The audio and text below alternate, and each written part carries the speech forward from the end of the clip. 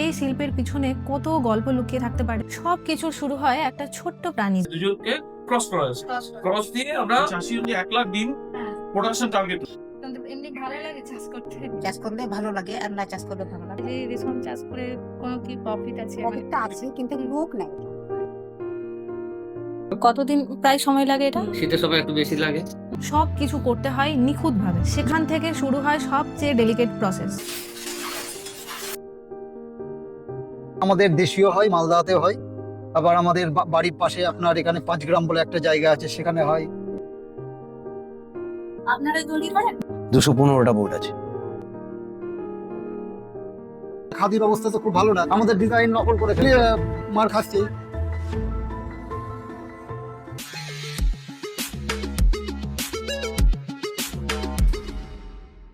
একটা সুতো যার শুরু একটা ক্ষুদ্র পোকা থেকে আর শেষ হয় এক রাজকীয় শাড়িতে। এই সুতো শুধু কাপড় না, একটা ইতিহাস, একটা পরিশ্রম, একটা জেলার পরিচয়। মুর্শিদাবাদ সিল্ক, যার নাম শুনলেই মনে পড়ে ঐতিহ্য, রাজকীয়তা আর নিখুঁত শিল্প। কিন্তু কখনো ভেবে দেখেছো এই শিল্পের পিছনে কত গল্প লুকিয়ে থাকতে পারে? মুর্শিদাবাদ এক সময় বাংলার রাজধানী, নবাবের শহর ছিল। 1700 থেকে 1800 শতকে এই জায়গা ছিল সিল্ক ব্যবসার কেন্দ্র। ইউরোপীয় ব্যবসায়ীরা, ব্রিটিশ, ডাচ, ফ্রেঞ্চ সবাই আসতো এখানে একটা ব্যবসার জন্য। এই সিল্ক এতটাই বিখ্যাত ছিল যে একে বলা হতো কুইন অফ সিল্কস। আজও এই ঐতিহ্য বেঁচে আছে, কিন্তু পথটা কেমন? সব কিছু শুরু হয় একটা ছোট্ট প্রাণী, সিল্কওয়ার্ম।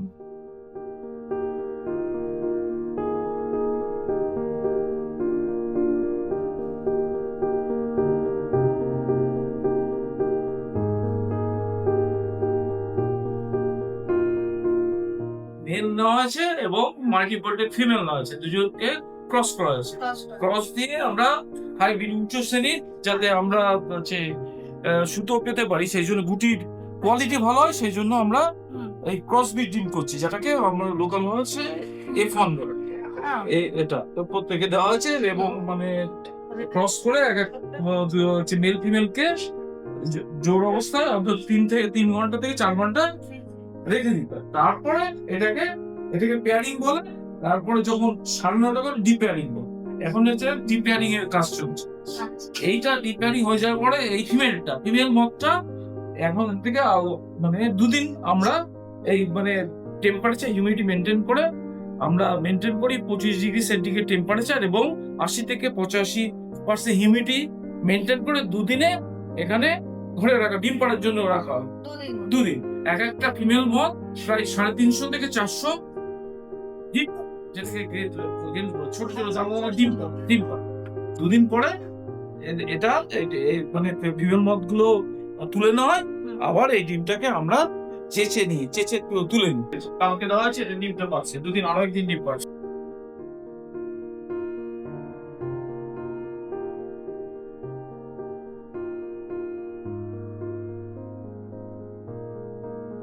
আমরা ডিস্ট্রিক্টে মানে চাষি 1 লাখ ডিম প্রোডাকশন টার্গেট রয়েছে। আমরা 5টা ক্রপ, মানে সিজনে 5টা ক্রপ। তাহলে এই যে ক্রপটা আছে সেটা হচ্ছে ফাল্গুনি কমার্শিয়াল ক্রপ। এতে এই ডিস্ট্রিক্টের যত ফার্মার্স আছে তাদের প্রয়োজন অনুযায়ী আমরা 1 লাখ এখান থেকে আমরা মানে করে প্যাকেট করে মানে করি, ডিম করে সেটা প্যাকেটে করি। এক একটা ডিমে হচ্ছে 20 গ্রাম ডিম, হচ্ছে ছোট ছোট বস্তু ডিম, 20 গ্রাম ডিম হলে সেটাকে 100 ডিম, মানে 20 গ্রামে অন্তত 40,000 রেঞ্জ থাকে। এইগুলো একটু করে এখান থেকে পিক আপ করে নেওয়া হবে। টোটাল কোকুনটাকে আমরা ব্লেড কাট করি, ব্লেড কাট করে এর ভেতর ফিমেলটা রাখি, মেলটা ফেলে দিই। এটা হচ্ছে মাল্টিভোল্টাইড কোকুন। এটা যদি রেখে দিই তাহলে আবার সেই মাল্টিভোল্টাইড মানে হচ্ছে ডিম হবে, মাল্টিভোল্টাইড গুটি হবে। কিন্তু আমরা তাহলে মাল্টিভোল্টাইড এর যে সুতো হবে আর আমরা যে ক্রস বিট করে তার সুতো অনেক বেশি হবে এবং কোয়ালিটিও ভালো হবে, দাম বেশি হবে, সেই সুতো ফলনটা বেশি হবে। দেখলেন মোটা মোটা হলুদ গুটি আর একটা, সেই জন্য আমরা কি করি হচ্ছে বাইভোল্টাইন হচ্ছে মেলকে দিয়ে মাল্টিভোল্টাইন ফিমেলকে দিয়ে আমরা ক্রস করাই। আচ্ছা। আর এইটাকে এইভাবে রাখবো।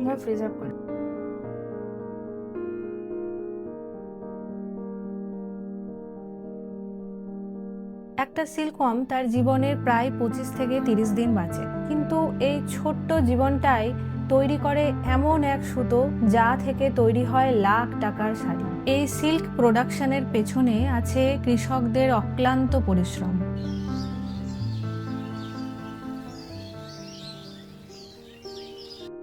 এমনি ভালো লাগে চাষ করতে? না ভালো লাগে চাষ করলে। চাষ করলে ভালো লাগে আর না চাষ করলে ভালো লাগে। প্রসেস কি হয়, মানে কিভাবে কি হয়? পাত করতে এই হবে, জুড়তে হবে, জুড়ে মিহি মিহি করে কাটতে হবে, হ্যাঁ, কাটে ডালাতে পলু চিপচিপতে পুষাতে হবে। হবে। এইতে ওই যে কাগজে ডালাগুলো দেখতে কাগজে হয়, হ্যাঁ, ডালাতে সব পোকা থাকে। কাগজে হ্যাঁ হ্যাঁ কাগজে থাকে, তখন একটা এই ছেলেটা থাকে, পাখির ছেলে থাকে, হ্যাঁ। ওটাতে ঝেড়ে দেয়। আচ্ছা ঝেড়ে তখন পাতলা করে কাটতে হবে, মিহি মিহি করে, খেতে বড় হবে। আচ্ছা, তারপরে বড় হবে, খেতে দিতে হবে 3 বার। দিনে 3 বার ডিম খেতে নিয়ে আসে এখানে। সকালও বিকালে আসে। দুপুরে আর ডিম থেকে গেলে আমাদেরকে বাঁচতে হয়, হুম, হুম। বেছে সেই তখন আর ডালাতে রাখতে হয়, অন্য অন্য জায়গায়। ডালাতে দিতে হ্যাঁ, হয়। তখন গুটি হয়। মানে ওই সেই যে গুটি রেশম হ্যাঁ, হয়, হ্যাঁ। তখন যারা বোনে তখন আপনারা তাদেরকে দিয়ে দেন। হ্যাঁ, কিরকম মনে হয় যে এই রেশম চাষ করে কোনো কি প্রফিট আছে? মানে প্রফিটটা আছে, কিন্তু লোক নাই, লোক নেই। লোক নাই। এই 4টা মানুষে কি করবে?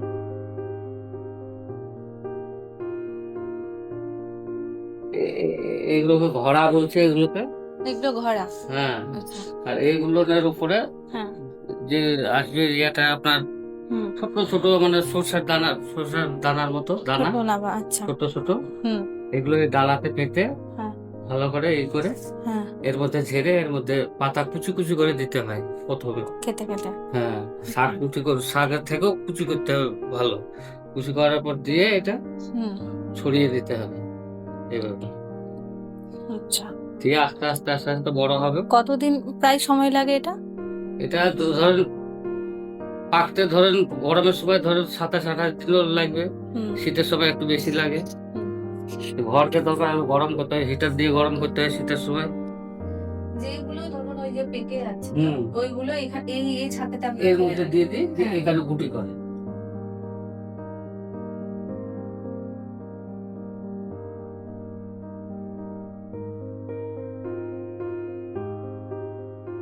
মালবেরি গাছের পাতা ছাড়া সিল্কওয়ার্ম বাঁচতেই পারে না, তাই এই পুরো ইকোসিস্টেমটা নির্ভর করে চাষের উপর। প্রতিদিন নির্দিষ্ট সময়ে খাওয়ানো, পরিষ্কার রাখা, টেম্পারেচার মেনটেন করা, সব কিছু করতে হয় নিখুঁতভাবে।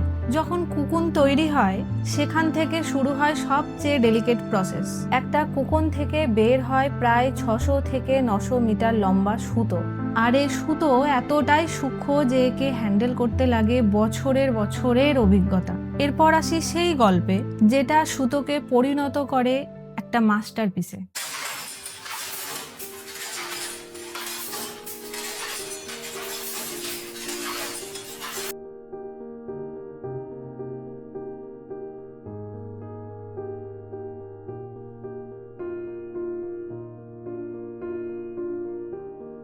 আমাদের এই যে এই সুতোটা দেখছেন, এই সুতোটা আসে ব্যাঙ্গালোর থেকে। এই সুতোটা হচ্ছে টুইস্টেড, পাকানো সুতো। এই পাকানো সুতো না হলে এই যে ডিজাইন গুলো হচ্ছে, এই ডিজাইন গুলো হবে না, সুতোটা আঁশ হয়ে যাবে।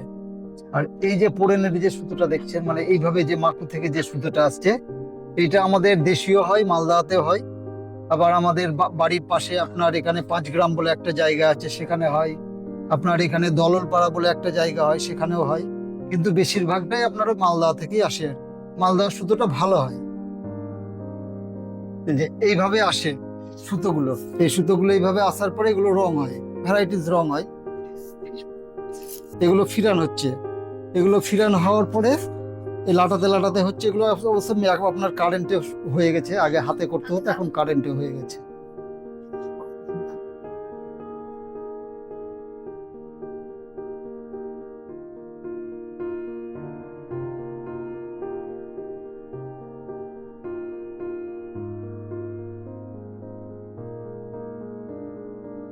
এটা হচ্ছে পাড়ের ডিজাইন।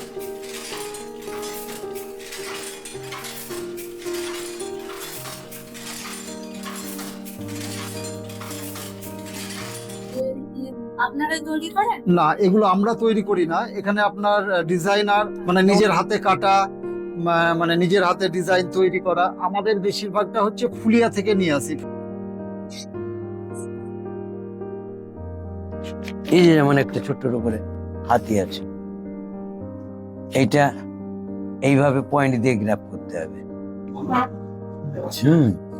এবার পয়েন্ট দিয়ে যত ওখানে যতগুলো হুক রয়েছে, হ্যাঁ, এখানে সেইভাবে দিয়ে আপনাকে এই যে পয়েন্ট দিয়ে প্রতিটা লাইনকে, প্রত্যেকটা একটা লাইন একটা বোর্ড, একটা লাইন একটা বোর্ড, এইভাবে একটা লাইন একটা বোর্ড।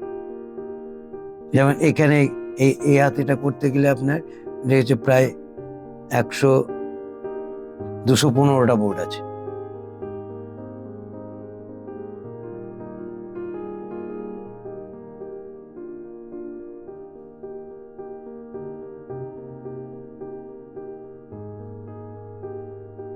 কেউ সপ্তাহে দুখানা বুনে, কেউ 8 দিনে দুটো বুনে, কেউ আপনার 7 দিনে একটা বুনে। হ্যাঁ, বেশি ডিজাইন হলে বেশি সময় তো লাগবেই। মানে একটা নর্মাল একটা যে একটা শাড়ি তৈরি করতে যে ডিজাইন গুলো থাকে, তাতে আপনার ওই 8 দিন গড়ে ধরুন, গড়ে 8 দিনে দুটো শাড়ি হয়।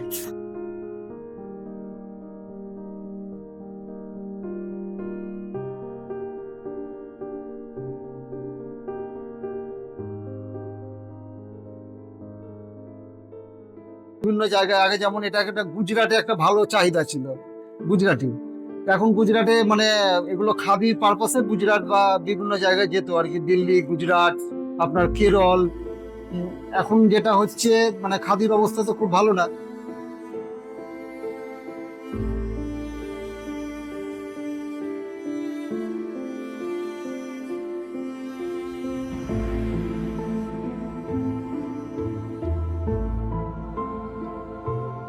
এখন আপনার বিভিন্ন ধরনের আপনার মেশিন বেরিয়ে গেছে, মেশিনের ডিজাইন আমরা ডিজাইন তৈরি করার আগেই আপনার সিনথেটিকের উপর ভ্যারাইটি ডিজাইন তৈরি করে ফেলবে, আমাদের ডিজাইন নকল করে ফেলবে। আমাদের এই একটা শাড়ি আপনার মোটামুটি 6000 সামথিং দাম, এই সেম ডিজাইন আপনার সিনথেটিকের উপর শাড়িটা আপনার 1000-1200 টাকায় পাওয়া যায়। অটোমেটিকলি মার খাচ্ছে। একটা শাড়ি তৈরি করতে সময় লাগে 5 থেকে 10 দিন বা কখনো তার থেকেও বেশি। প্রতিটি ডিজাইন, প্রতিটি প্যাটার্ন একটা গল্প বলে। কিন্তু এই ঐতিহ্য আজ হুমকির মুখে। সব মিলিয়ে আজ অনেক আর্টিসিয়ান আছে যে এই কাজ ছেড়ে দিতে চাইছে। মুর্শিদাবাদ সিল্ক শুধু একটা সিল্ক তা না, একটা জেলার আত্মা, যেখানে ছোট্ট পোকা থেকে শুরু করে একটা শিল্পীর হাতে শেষ হয় একটা রাজকীয় সৃষ্টি। Machine made silk, cheap alternatives আর কমে যাওয়া ডিমান্ড, সব মিলিয়ে আজ অনেক আর্টিসান আছে যে কাজ ছেড়ে দিচ্ছে। এই ঐতিহ্য বাঁচিয়ে রাখতে আমাদেরও তো দায়িত্ব আছে। এই ভিডিও ভালো লাগলে লাইক করুন, সাবস্ক্রাইব করুন এবং শেয়ার করুন।